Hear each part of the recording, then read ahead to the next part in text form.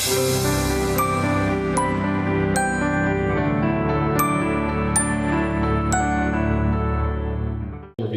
we're talking about meeting each other's emotional needs. Now, there's a phenomenal book by Dr. Willard Harley entitled His Needs, Her Needs. And in that book, he explains the 5 most important emotional needs for a man and the 5 most important emotional needs for a woman. What we have found is that most people get married because they fall in love. Most people get divorced because they fall out of love. So the key is learning how to effectively manage our emotions and communicate and meet each other's emotional needs so that in-love feeling remains. Statistically, it has been said that in-love feeling, that infatuation stage, generally lasts for 2 years. After 2 years, it withers away, and your love transitions from a romantic love to more of a caring love. It's a decision to love. Oftentimes, we're taught about God's unconditional love, agape love, which is what we need in order to make sure that our marriages remain. But there's also a phileo love, that brotherly, caring type of love. That caring love we need to have in our marriages to care for one another. But then there's also that eros, that romantic, sensual, sexual type of love that's more emotion-based. It's important that you have all 3 types of love in order to have the best relationship that you can. And so we're going to talk about those emotional needs today and how to effectively identify them and speak to those emotional needs in your partner. Now, this is going to be categorized into a man category and a woman category. But as we do that, I want you to be clear, there may be elements of an emotional need that are in the other gender group that speak to your need. It's okay. It's not like you're a man if you have one of his needs. To be honest, it's been categorized because of surveys that have been done. So based upon feedback, the majority of people fit into this category in terms of an emotional need and vice versa. But it can go any way it chooses to go. All right, so we're going to go through 10. Number 1, the first emotional need for a woman, generally speaking, is affection. Okay, affection.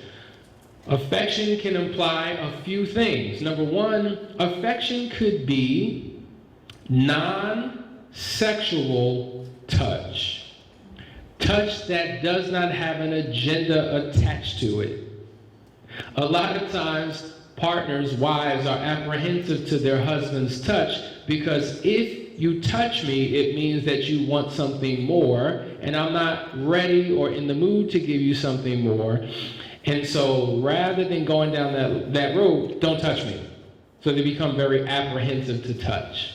But touch is an emotional need for a woman. She wants to be cuddled, she wants to be touched, caressed, because it's an expression of love for our partner. And so if we learn how to do that void of an agenda of penetration, they may be more open to it. Affection could also mean being loving and caring with words of affirmation, speaking and edifying your partner, cards, gifts, just nice things that you do to compliment your spouse, to let them know how much you do care. Those are the things that are important to a woman, but speak to that, Danielle. Yeah, you, as a woman, you need to let your husband know what that affection means to you, because not every woman is a touch woman. Some women are okay not being hugged and not being touched. Other women need verbal communication or affirmation. Someone else might need to just be listened to. If you had a hard day at work or something and you're frustrated with somebody on the job, you just want undivided attention. So as a wife, it's your responsibility to let your spouse know what that affection is for you.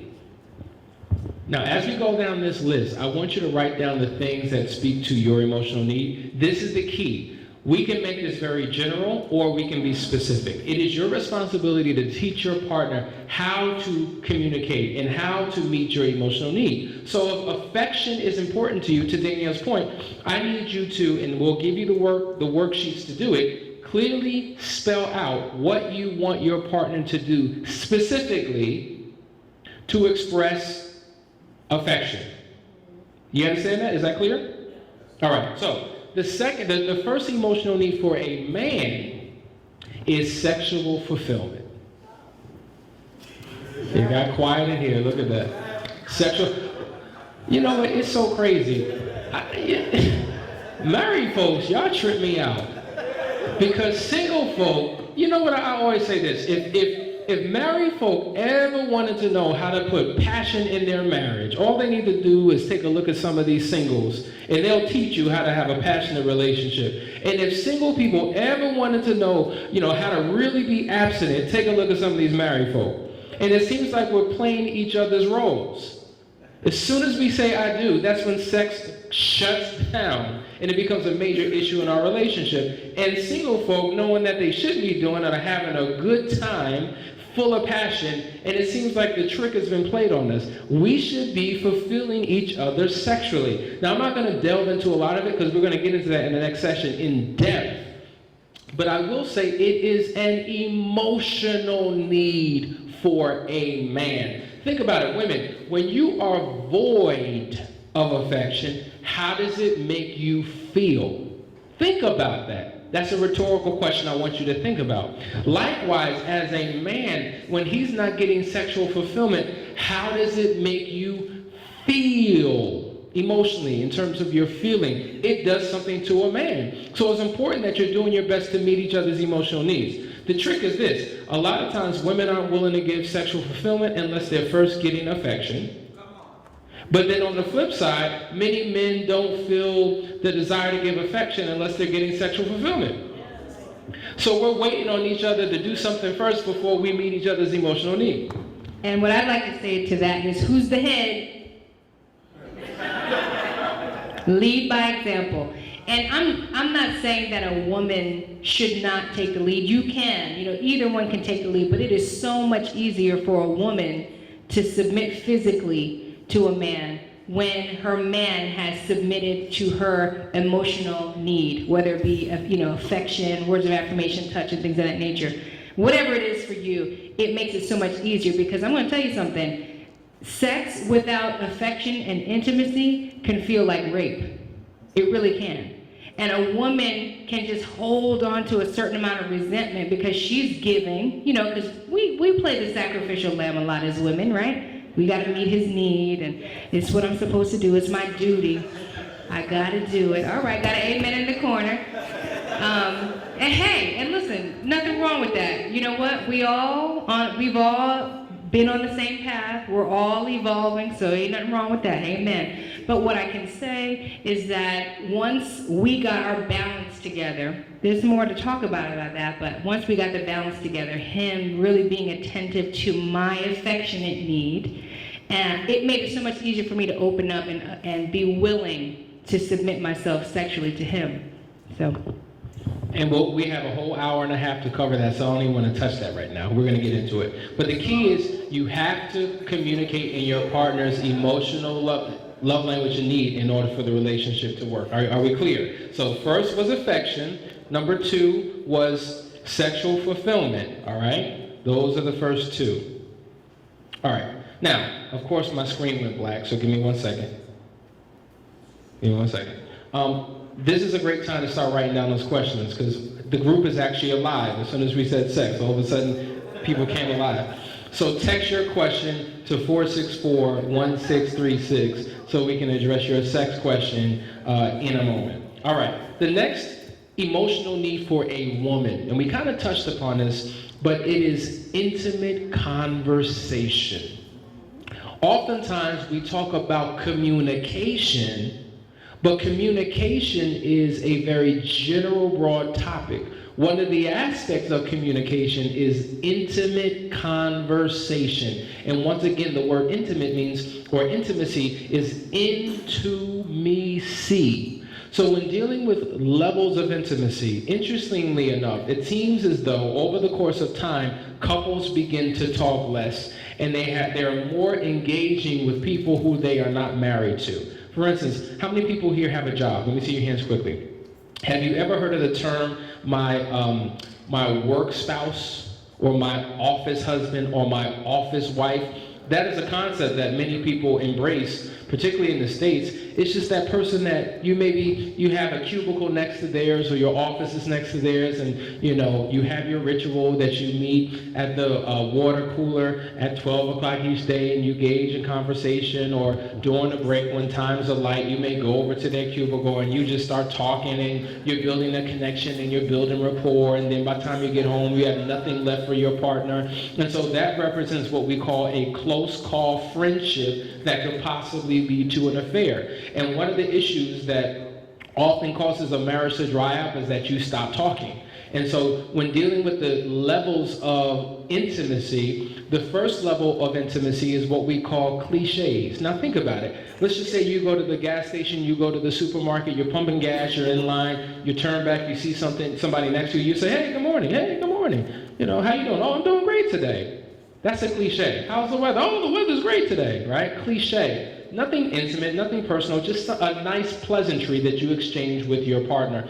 That makes sense. That's a social skill. Unfortunately, many of us in our marriages operate based upon cliches. How was work? Work was work. Like, we're very short, very concise. We're not engaging. We don't open up. We don't share. It's a very cliche type of relationship that is surface in nature, right? The second level of intimacy would be sharing a little bit about yourself, sharing certain facts. For instance, my name is Hasani Pettiford. My age is 39. I live in Atlanta, Georgia. Facts, right? Oftentimes we can engage in facts with strangers or associates, but somehow that enters into our relationship, and that's all it is. It's all about facts. Let's talk about the kids. Let's talk about the finances. Let's talk about church. Let's talk about extracurricular. Before you got married, there was true intimacy because you didn't have all of these responsibilities and obligations clouding the relationship, so it was more of a connection. But now, as soon as we get married, it shifts the nature of our conversation. I always say this, there is a major difference, get this now, between your relationship and your marriage. Major difference. What's the difference? There are skill sets that are needed to make your relationship work and to make your marriage work. Your relationship is your ability to emotionally connect, your sexual fulfillment, your communication, your intimacy. Your marriage has everything to do with bills and responsibilities and delegation of responsibilities and household management and roles and family planning and legacy. Two completely different skills. So what we find is that many people have picture-perfect marriages where everything on paper is perfect, but their relationship is struggling. They don't communicate, they don't talk, they don't have sex. And so because you have a weak relationship, that weak relationship leans and weighs on the marriage and can break the marriage. Some people have great connection. They're passionate, they're in love, they're communicating, they're swinging from the chandeliers. But because there's no business skill in their household, their marriage is crumbling apart, right? And so a weakened marriage can weigh heavy on your relationship and cause a divorce. So it's important to have skills in both areas. So many of you have given up your relationship for the sake of your marriage, and you're wondering why it's not working. Well, intimate conversation brings the relationship closer together, and then you can begin to engage. So a deeper level of intimacy, when you go beyond the general facts, is when you start sharing opinions. But I can't tell you my opinion, because if I tell you how I really feel, I know that's going to cause a problem. So what do? I hold it in. I keep it in. I don't articulate and verbalize how I really feel. I'll say things that I know you want to hear, like, how do I look in this dress? And how is the meal that I prepared? Just questions like, whatever it may be. Whatever it is, you're holding and suppressing your feelings for the sake of protecting your partner, and it creates this wedge and gap that exists in your intimacy. Let me tell you something. When it comes to sex, sex is one of the most physically intimate experiences that you can have. But if there's no emotional intimacy, that sex can feel very distant, it can feel very cold, and it can feel very transactional. So intimacy is the key to that. So sharing your opinions is important. The deeper level of that is sharing your true feelings that represent your fears, your frustrations, or even your fantasies. But when you were dating, when we were dating, we would talk about our goals and our dreams and our fantasies and all, and it would keep us. We had something to strive for. But when we dealt with kids and bills and hardships and situations, we stopped talking about our dreams. Our dreams kind of died out or diminished, and we didn't connect with each other that way. We became distant. And so meeting each other's emotional needs by having intimate conversation is critical. So some of the forms or tools that I'm going to give you is going to help you to re-engage in your intimate conversation. All right? Next, emotional need for a man. Recreational companionship. Recreational companionship. It has often been said that men, we don't do relationships. We do hobbies. We do sports. We do extracurricular activities. A lot of men have their hobbies and their things that they love to do, and oftentimes that can cause a problem in a relationship if there's no clarity. For instance, speak to our next door neighbor in Jersey. The husband was into sports. He was into coaching, and that kind of impacted their relationship. Talk about that. Yeah, he was a basketball coach, and they go on tour, and they take their teams all around the country, really, playing basketball. And his wife just wasn't into it. She was a homebody. She didn't want to participate. And it drove a humongous wedge between them, because while he was on the road, he was connecting with other sports moms who had their daughters there. He was building relationships with them.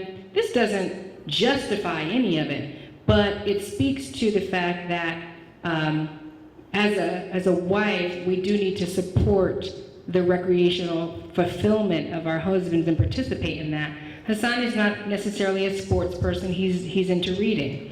And it would be such a bore for me to sit at the bookstore while Hassan goes through 1,000 magazines and 1,000 books.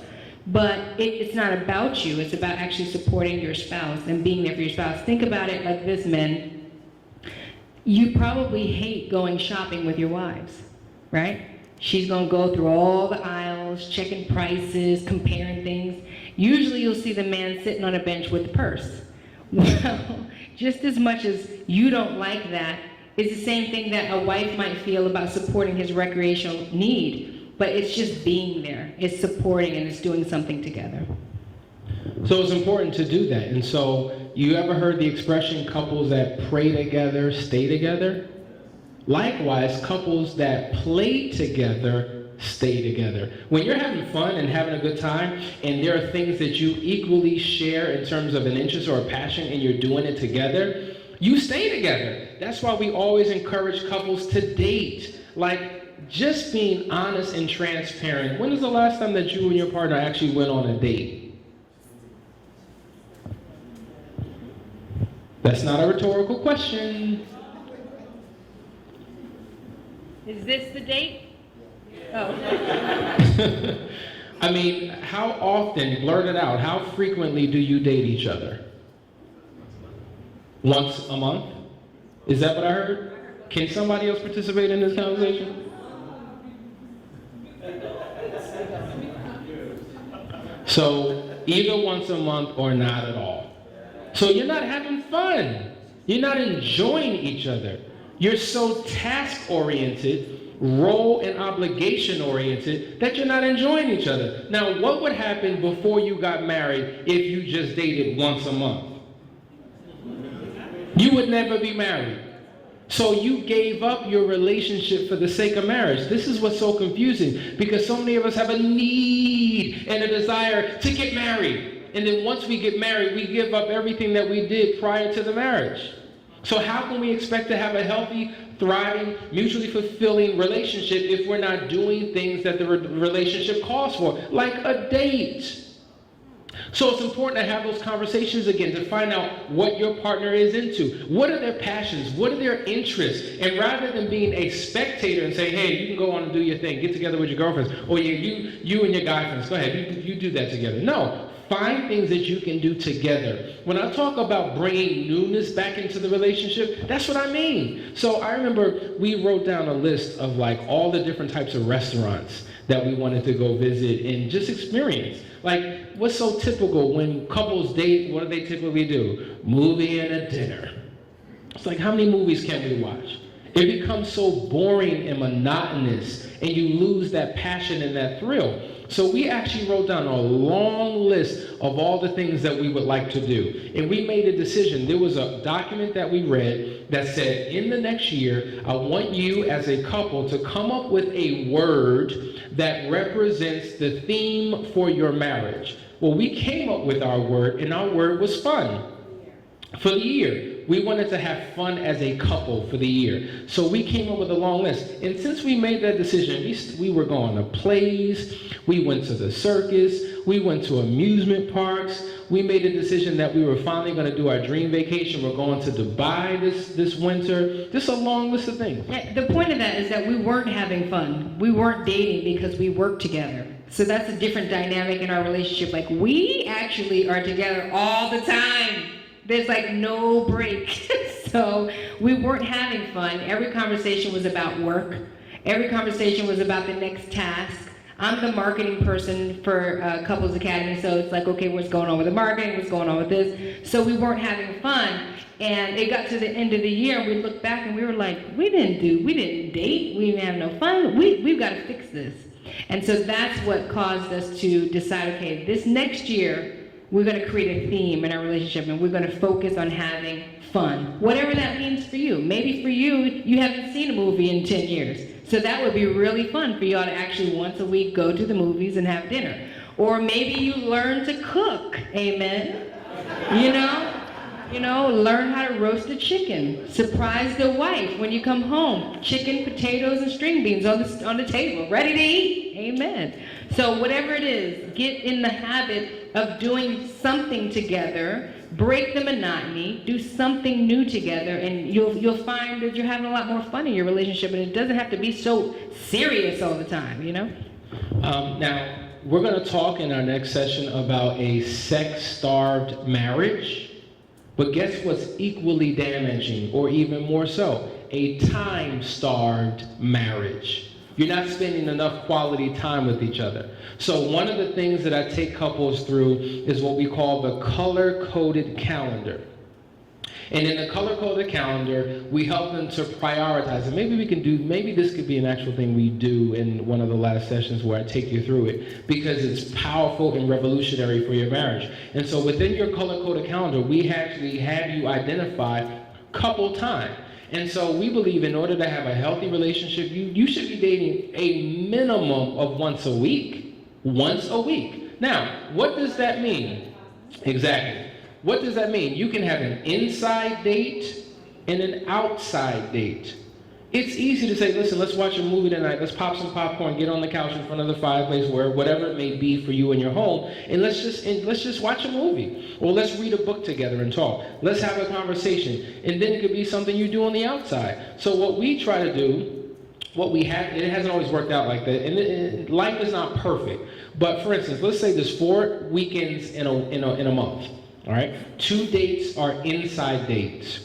2 dates are outside dates. As a wife, she's responsible for taking the lead and creating the experience of one outside date, one inside date. It's a surprise to me. I'm responsible for taking the lead in one inside date and one outside date. It's a surprise for her. So doesn't that create newness in your relationship? Because now the anticipation of what's going to come up is now a part of your relationship again. You're talking again. You're looking forward to things again. It's like you're putting fuel within your vehicle that pushes your marriage forward.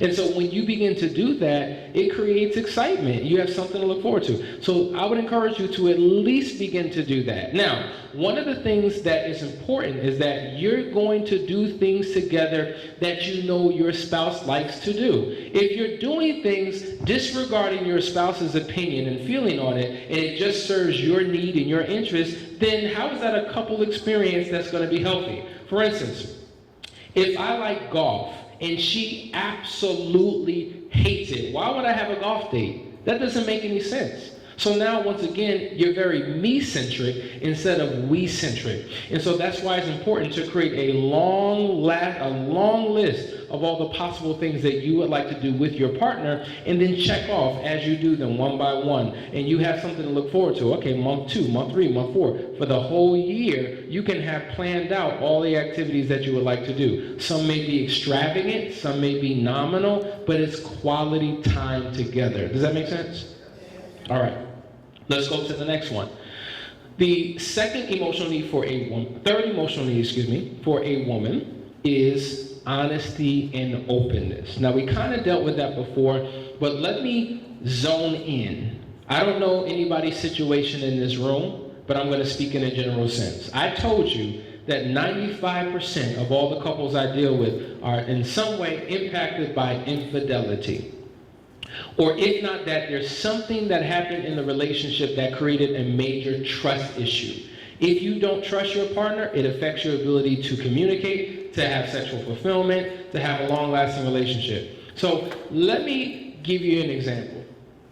So there's certain things that my partner wants to know, and I do not share those things with my partner for whatever reason. I'd rather keep the secret or keep it in. But then I expect my partner to just get over it. That's the attitude. Just get over it. That was 10 years ago. Get over it. Well, it was never dealt with. And the wound that was created, now think about it. If I ball up my fist and knock Danielle in her jaw and have her laid out on the floor, that will cause a physical wound. So about a day from now, maybe possibly a week from now, she'll recover from that physical wound. There may be a slight scar, but she'll get over it eventually. But if I create some type of injury that creates an emotional wound, it could take 2 months to 2 years to overcome that emotional wound if it's not effectively dealt with. The only way to effectively deal with that is to enter into conversation, go through that forgiveness process we talked about, but think about it like this. If there are emotional wounds which cause emotional triggers for things we never dealt with, because I just told you to get over it, and that's supposed to happen, and there are questions that you have and things that have been unanswered and I won't share with you, it's equivalent to this. Anybody ever put a puzzle together? Right? Think about a puzzle. 9 times out of 10, when you get a brand new puzzle, you open up the box and you have all these pieces in the puzzle box. The cover of the puzzle box has the image of the puzzle that you're creating. Now, let's say that your puzzle has 500 pieces, right? So you're constantly referencing the cover of the box to put the pieces together to create the image that's on the cover of the box. Now, what if me as the individual keeping the secret or not opening up and being open and honest in my communication, I remove the cover of the puzzle box, I take out 200 of the 500 pieces, and I never give it to you. All I give you is an open box with 300 pieces of a puzzle, and I say, put it together and figure it out. How effective would you be putting it together? There's no reference point. You don't even have all the pieces. So as truths do come in, there are these gaping holes that are unknown. And so often the question of why and how could this be, and it's just not making sense, and I can't figure this out, because you left your partner without the proper and necessary tools to resolve the issue, to overcome the trust issue, and to have total clarity. And so you need the cover and all of the pieces in order to enter into open and honest conversation to heal that particular situation. So that is why it's so important. It is an emotional need, because so many men and women are suffering in silence in their marriage because they've done away with issues, swept them under the carpet, never to address them again, but there's something in them that's hurting. So there's like this heaviness that you're walking around with because it's never been properly addressed. Yeah. And if you're dealing with that in your marriage, where there's something that has been swept under the rug that's never been dealt with and is a topic that's not up for discussion, you know that if you bring this topic up to that person, it's going to be a blowout, it's going to be a fight, they're not willing to discuss it. I want you to ask yourself, have you created a safe environment for them to share? Because if they have been keeping something from you and there was a wrong done and you have pieces of the puzzle and not the whole story, but they don't feel it's safe to share, then you're not likely to get that story completed. You really need to sit down with your spouse with an open mind and let them know that you are willing to receive what they have to say, that this is not necessarily a deal breaker, but that you need the full pieces to this puzzle so that you can complete the story. Because when we work with couples, there is a process that we go through where there is a disclosure session. And it's a certain amount of time that that you can ask, and Hassan is going to provide you with those tools. But basically, whatever the issues are, there's a certain window of time that you can ask the spouse any and every detail about it. And without judgment, without accusation, without anger, without any frustration, it's a truth session where you express the truth. And then once that time and that window is open and you have disclosed everything and the conversations have gone through and you've got complete understanding, when it's time to close that door and put it away, it's put away. There's no bringing it up, throwing it in your face, holding you hostage to your past. There's none of that. So there's a process that you need to go through for that. But ask yourself, am I creating a safe place for my spouse to reveal these truths? And if you're not, then you really need to do that. So I'm going to give you the document that teaches you how to create a safe environment for your partner and what the rules of engagement are, but just two off the top. For instance, one thing that may work, a lot of times we're interrogating our partner. So just like that spotlight is on me, oftentimes we're like a spotlight that's on our spouse. And if you've ever been if you've ever been arrested and a police officer is interrogating you, right, on what happened, that's oftentimes how it feels. It feels very uncomfortable. We're sweating, we're nervous, and sometimes we're willing to tell the truth, but the pressure that we're put under is not a safe environment for us to contribute. A lot of times, we want to know answers from our partner, but the minute they open up their mouth, we're cutting them off, we're interrupting them, they're telling them how they're wrong, it doesn't make any sense. So we're punishing them as we expect them to freely give information. Would that motivate me to tell you what the truth is if everything I say you're criticizing and minimizing what I'm doing? Absolutely not. Another thing that may be helpful is to write your questions down and submit them. Give your partner some time to think about an effective answer, not an opportunity to make something up as if they're creating an answer to appease you. But as I said, a lot of men, we take things in, we reflect, we process internally, and sometimes we need a moment to really give you a comprehensive answer so it makes sense. And so when things are done in the appropriate way, you ultimately get the answers that you want. So open and honest communication is a skill that you can absolutely develop. Does that make sense? Okay, let's go to the next one. An emotional need for a man. And it's equally one for women as well, but it's in the category of a man. The physical attractiveness of your spouse. Nobody's writing that one down. The physical attractiveness of your spouse. When you were dating, you did everything possible to look cute and look good for your partner. And then what happens is normalcy sets in, and the attitude is, well, we wake up together every day. Ain't no point in trying to impress you. You know what it is this, is that, and the other. And so all of a sudden, the desire to dress up and to present ourselves to our partner goes away. And so a lot of, I know we've been guilty of it, particularly me in our marriage. You just get comfortable and you just come out the house looking like anything, dressed any kind of way, and it has an impact on your partner. It's a bigger issue, I think, as well, because with all the other stuff in your marriage, issues and problems that you're dealing with, I know for me, when we were going through it, I was like, I want to look as raggedy as possible. Don't look at me. So my goal was definitely to turn him off.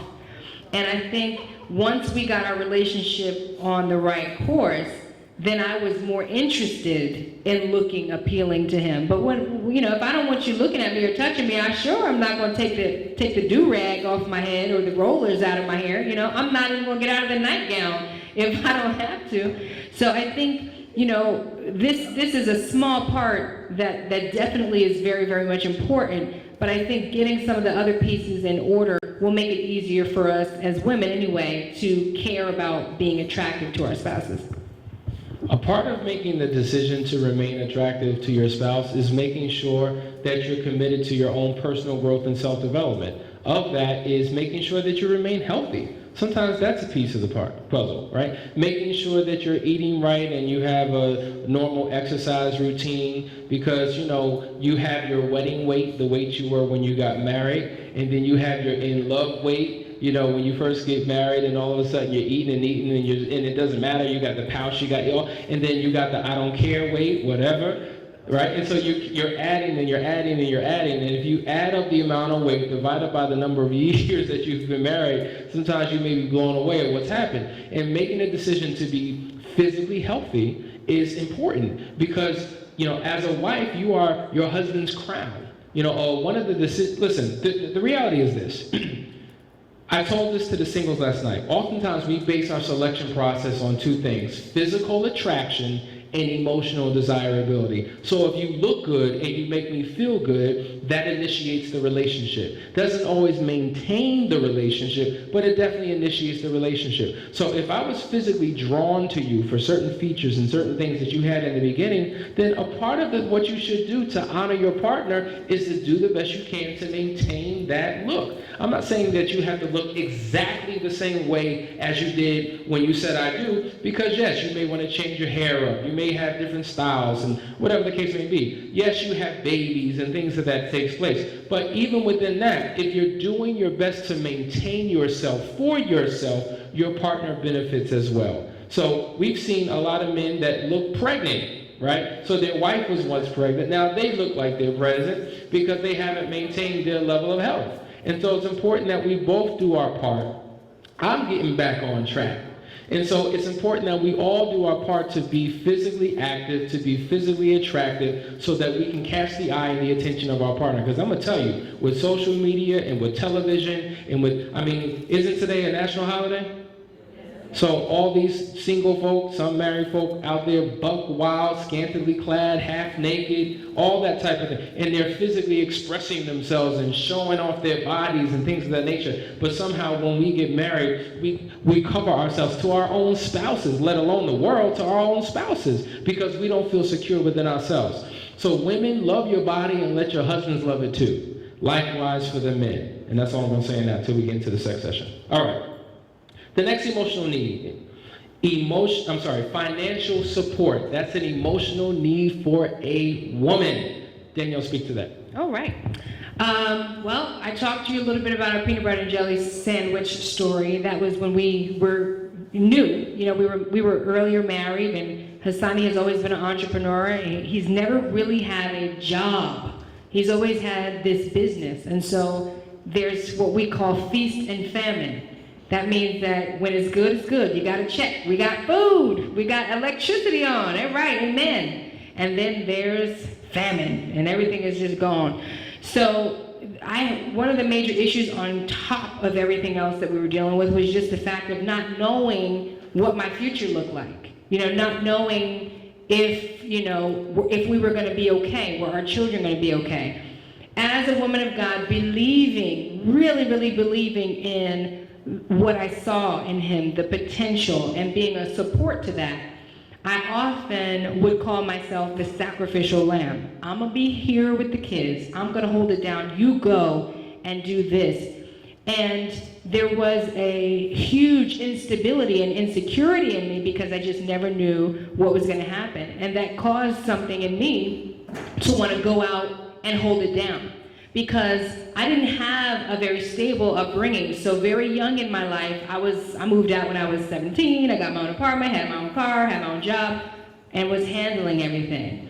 And so walking into a marriage where I didn't feel the stability, but I had given up my control over it, it caused me to be somewhat rogue, to kind of go off and be like, you know what, strong black woman here, I'm out. Deuces, I got this. I'll make sure that we got the lights on. I'll make sure that everything that you are not making sure of, I'm going to make sure.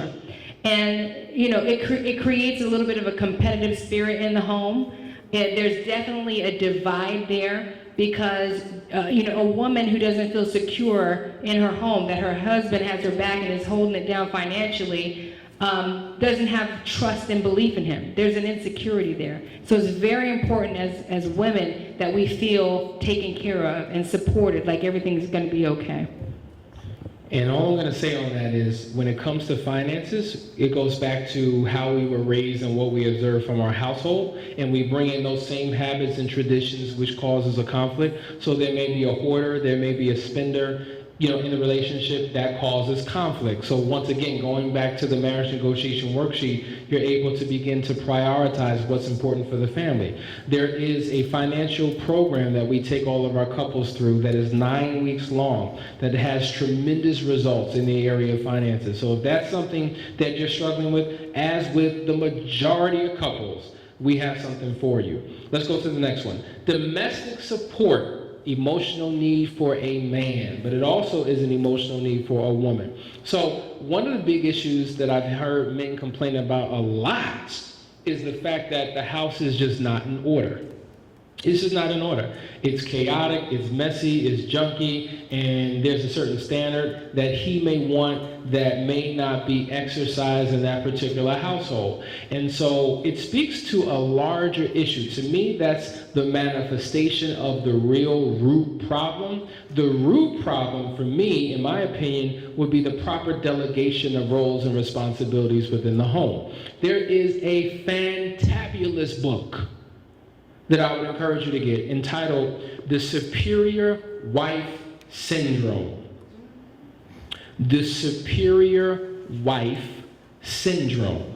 And it talks about the proper delegation of responsibilities. What it suggests, if I were to give you a quick synopsis, it suggests that when men and women get married, oftentimes men receive the blessings of marriage and women receive the burdens of marriage.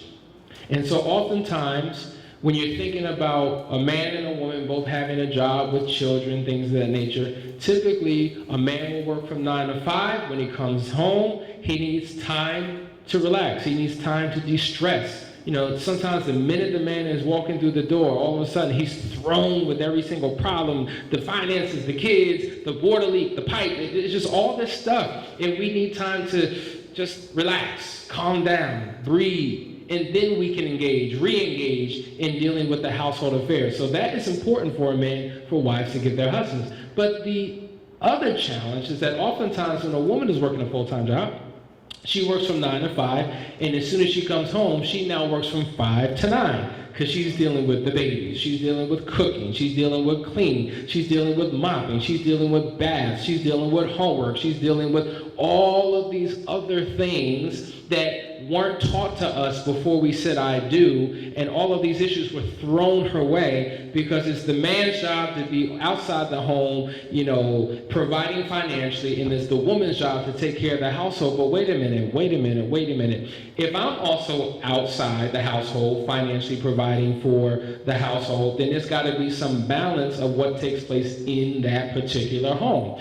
So this is where a lot of times our false sense of masculinity or hyper-masculinity gets in the way, because we feel like it's just her responsibility to do all these things. And so at the end of the night, she's tired, she's stressed, she's got 1,001 things on her mind, and here at 10 o'clock, 11 o'clock at night, we go tapping on her shoulder, wanting her to give us what we want, not considering the fact that she had all these responsibilities all day long, and there's no balance. And so the house is out of order, dishes are piling up, kids are screaming, homework undone, all of these different things that we're insensitive to, because that's your role as a woman. So submit, woman.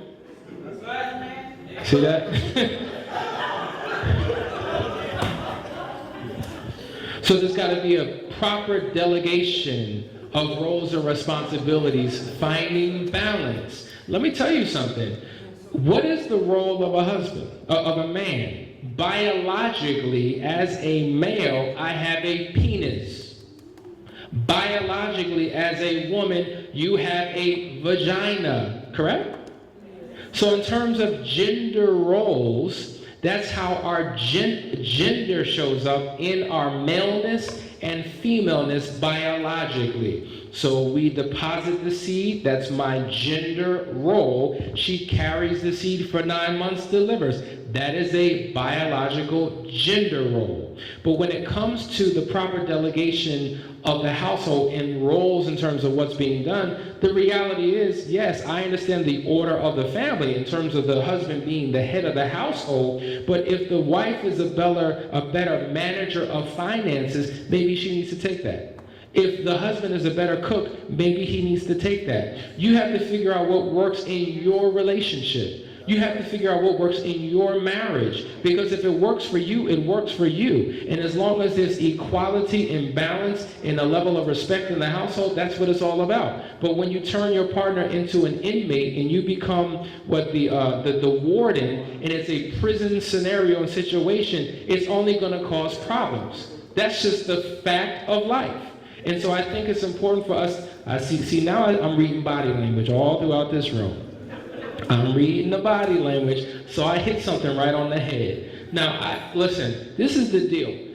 I do not want to bring my Americanized cultural perspective to the table, because for us, culture means everything. So the culture of marriage in Antigua is completely different than the culture of marriage in Dubai, which is completely different than the culture of marriage in China, different than the culture of marriage in America. So at the end of the day, I don't want my culture to clash your culture, to clash another person's culture. So when we remove culture, because a Christ follower in America is the same as a Christ follower in Antigua, the same as a Christ follower in China, or wherever they may be, what does the scripture say about the proper role and responsibility for the household? When you go to the scripture and you use it as a tool of liberation rather than a tool of manipulation, clarity is given. Unfortunately, we don't have enough time in this session to deal with it, but I'm coming back to that because I want there to be freedom and equality in your marriages. And I want to get rid of all the cultural stuff that doesn't work, because when you take on Christ as your Savior, you've entered into a new culture. And that culture will clash with the traditional culture of this nation. So you have to make sure that you're looking through things through the right filter and the right eyes in order for it to work in the relationship. Does that make sense? Yeah. It's quiet in here.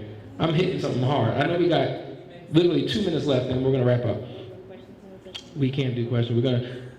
Your questions, have them coming in. I'm getting questions here that we're going to address. It may not be this session, but we're going to address all the questions. I'm sure that 5 or 6 questions just came from that statement. All right, 2 more and we're done. Family commitment. Family commitment. This is an important emotional need for a wife. And family commitment means a man standing up and taking his role as a father in the marriage. Let me tell you something. As a man, I have 4 kids. I didn't come out the womb knowing what fatherhood meant, and when I said I do, I didn't just automatically know what fatherhood and being a family man meant. She had to teach and educate me on how to engage with the family. So if I'm thinking, it's me and my wife, and all of these kids here, yeah, they're a part of it, but they're not really a part of the core. I don't know what being a father means to them. I realized that when I started spending more quality time with my children, it met an emotional need in her, which made her more physically stimulated to meet my emotional need for sex. When I started washing dishes and said, babe, don't worry about it, I got that. You rest. And I took over that area, all of a sudden that became attractive to her, meeting her emotional need, which thus met my emotional need. And so this is what we're saying. If you get stuck in what you want, then none of you win. But if your focus becomes your partner's emotional need, and you both are doing your best to meet their emotional need, your emotional need will be met. Why? Because the law of reciprocity states that you will reap whatever you sow. So if you sow into your partner, you'll reap from your partner. But you're saying, well, wait a minute, the law of sowing and reaping, wait, how does that make sense? Because if I sow watermelon seeds, I'm going to get back watermelon. If I sow, orange seeds, I'm going to get back oranges. Well, guess what, folks? The concept, the golden rule that we've always been taught, do unto others as you would have them do unto you, that works in every facet of life but marriage. Well, wait a minute. What does that mean? That's off. That's not consistent. How does the golden rule work everywhere else but in marriage? So going back to these emotional needs, her emotional need is affection. Mine is sexual fulfillment. So if I do unto her as I would want her to do unto me, I'm not meeting her emotional need, because my emotional need is sexual fulfillment. So that would mean if I give her more sex, she'll give me more sex. Doesn't work. But if I give her affection, she'll give me sex. What? I can't hear you. What do you think? Okay. You want to say something? Yeah, I want to put it into context because affection, this is why it's so important for you to know your spouse and get the book, The 5 Love Languages. What's the author's name, 5 Love Languages? Gary Chapman, The 5 Love Languages is an amazing book that helps you to understand how your spouse receives and gives love and affection and all these things. But if Hasani is like, okay, I'm going to give her affection, and he's just rubbing on me, but that's not my need. I may need him to speak verbal affection to me. I might need him to tell me I'm beautiful, or in my case, literally, he needs to give me gifts. That's my love language. And that actually speaks back, and that's one of the love languages in the 5 love languages. That goes back to my marinade. When I was a child, my father, whenever he would leave and go out of the house or go downtown, he would always bring me something. Something. It could be a lollipop. It could be a teddy bear. It could be anything. It could be anything. I felt special because I knew my papa was going to bring something to me.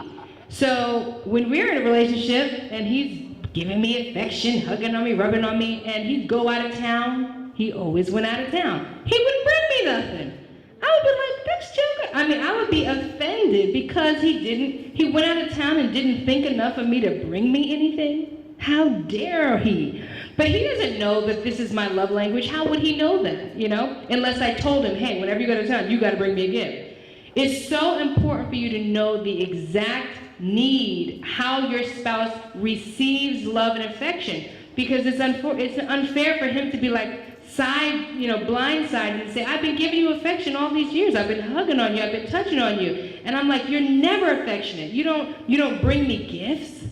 He's blindsided by that. He doesn't know that that's my real need. So you've got to take the time to find out, how does your spouse receive a particular affection or a need, so that you can speak their language and they'll receive it. Does that make sense?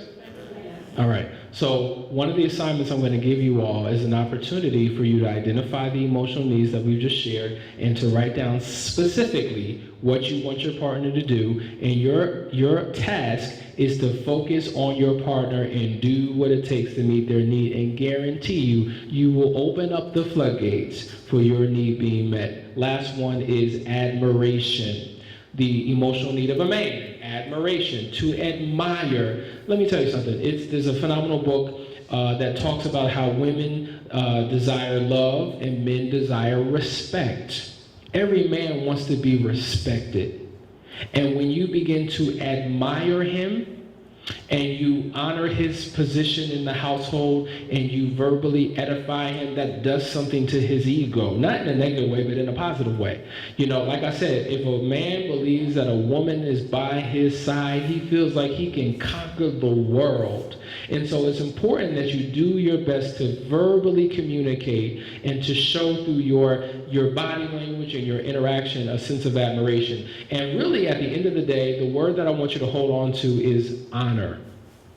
When you truly honor your partner, that is not a one-way transactional type of thing. It is important for wives to honor your husband, but it is very important, husbands, for you to honor your wife.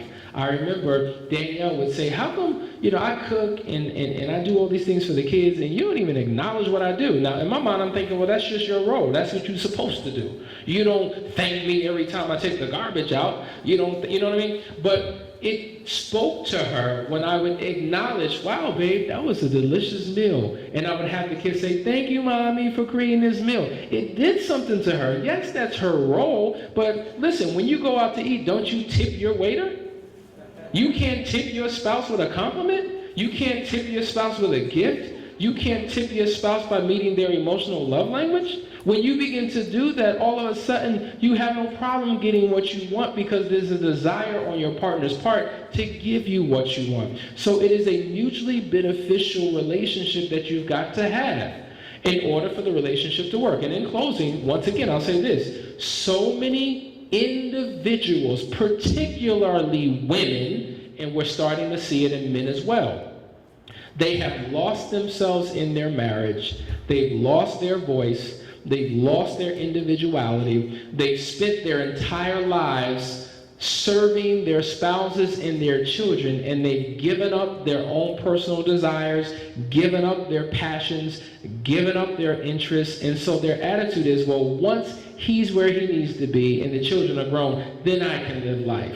Once she's where she needs to be and the children are grown, then I can begin to live life. But why can't you do both at the same time? Why should she be suppressed for 30, 18 minimum, sometimes more years before she steps into what it is God calls her to do? There's balance, folks. She doesn't have to go rogue and then all of a sudden, push me and the kids to the side for the sake of her own benefit. No, but there is balance. And so a part of the color-coded calendar that we're going to help you get through is finding time for you as a couple, finding time for the family, and finding individual personal time for you to pursue your passions and your dreams and your hobbies so that there's equality and balance in the relationship and everyone wins. When everyone's emotional need is met, it's a very happy marriage. Amen? All right, so that is our time. We're breaking according to time. We're going to pick up after lunch. Please hold on to that number because while you're eating lunch and talking with each other, you may have a thought and you want to text the question in, text it in. We will address the issues. And when we get back for our third and final session for today, we're going to be talking about the topic for the hour, sexual fulfillment. All right, finally, we're going to get there. We're almost there. Are you enjoying yourself? Are you getting something out of it? Thank you.